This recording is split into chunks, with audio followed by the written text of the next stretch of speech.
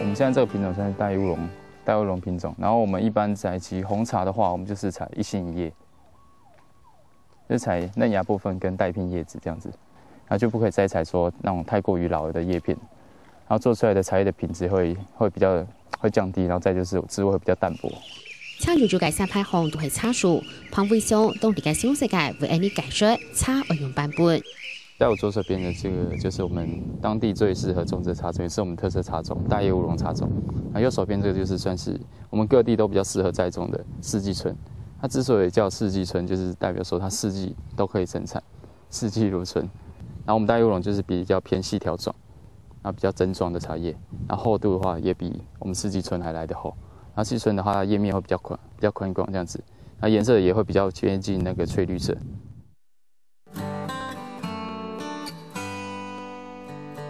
巴黎水尾幕后推提会拍台州250公尺，地北纬23.5度，北纬贵线俩，温湿图来到气候条件，还有风阴那个乃至老体现，本俩位变做东推湾，冲绕个茶山气之节。我们地形关系有红叶溪跟休冷溪冲刷的原因，变那种比较特殊的河阶地形，然后再加上我们这边的天气比较晚冬早春嘛。然后后来气候条件来种植农作物，尤其是茶叶，又非常适合。它的采收期就比较短，大概是30几天而已。那乌龙茶大概要45天以上。它只要嫩芽冒上去，就是说等第一叶成熟，也不用到成熟就可以采收了。可以采了。将25岁嘅潘伟雄係水梅茶坊彭選貴嘅太太嘅，而呢隻茶農人口老化嘅茶期當中，特別為本人注意到。潘偉雄嘅家族產業傳到佢已經提示佢哋，雖然從細從業探木水，不過見白本人很多聽書，咪總係留住班嘅聲音嘅強弱，唔係按感面嘅，唔是想過太嚟過後為照顧下成日嘅佢，退伍之前2張嘢，老阿爸高分事件過後改變嘅想法。安尼係基本係賣到摸河，佢個看到安尼點，我相信佢嘛摸嘅希望轉來啦嚇。接班嚟嗬，熱氣上接熱河啦，因為個伊係講啲我會嚟講嗬，係叫啲我會上班嚟講嗬，上2-3年咯，我認為講嚟浪費時間啦嗬。彭選貴為安樣講，唔係冇認真嘅，因為佢從細未冇想過為照顧下嘅事業，後生嘅時節直到退北打拼嚟10多年。報妹還係種到故鄉，雖然嚟個彭偉雄只退伍就轉嚟聽書，不過賺開時每次都到困難，唔知自家兩隻嘅鐵錯唔錯。起初大約在後來接半年那段時間，其實還蠻掙扎的，因為便是很多，甚至觀念上問題吧，然後還有一些想法，會覺得說當下會沒有辦法做。還覺得還蠻無力的。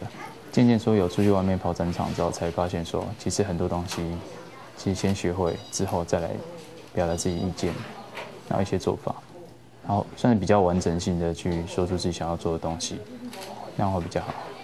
烏殼茶品質未好，不過面上亦是冇像高山茶安泰，所以彭偉雄轉嚟過後，就想辦法打出自己市場老新的通路，提高烏殼茶嘅知名度。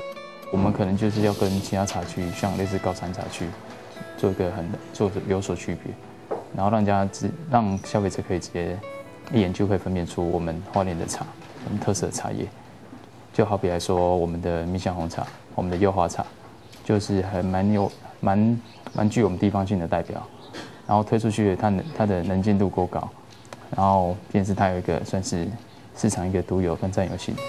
烏殼茶挑白都係批發為主，茶農種到當辛苦，在東南得到相對嘅回報。所以彭偉雄咪建立自己嘅品牌，提高慈善慈銷嘅比例。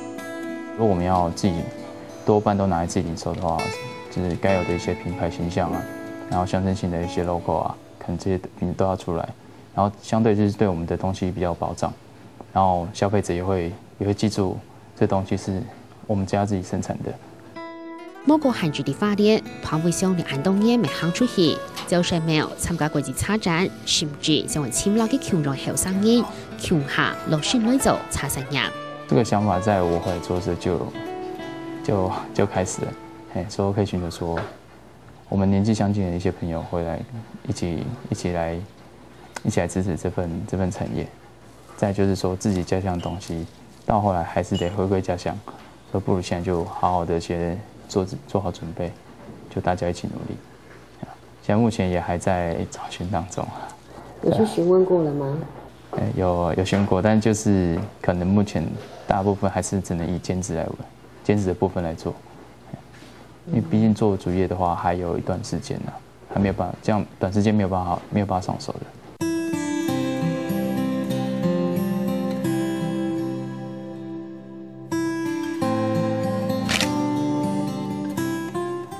它太小了，这边有一只，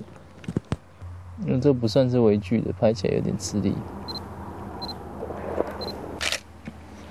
除了照顾不下改差，潘伟雄亦就喊出大量協助嘅萬難協協，無論係路叉蟲，也係叉站，大家些地方都係佢奇趣嘅主題。那這邊也很多那個蜘蛛。這邊，對，這很多，會跑來跑去。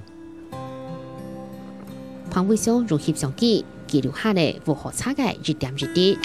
透過鏡頭，未本佢發現嘅家鄉嘅難為之面。之前都是說跟着大家一起去做，然後變成是自己覺得說，好像自己就覺得為了工作而工作，然後當自己說開始在記錄一些東西的時候，不只是記錄產業，還是記錄生活，然後剩下去找說我要的東西。當自己說自己深入去找尋一些東西的時候，才發現說其實很多東西我們不是說平常來往往就可以察覺到的。若係偏鬆，若係大家冇注意到嘅。係講注意到兩條地方，從頭本人動講起，潘偉雄用鏡頭講如何猜故事，未行出去向外拓展。後生人嘅新想法，連兩隻細鄉親可能會受到一條注意。不過佢還係堅持本單嘅想法，想去簽出如何參入，看得到嘅可能性。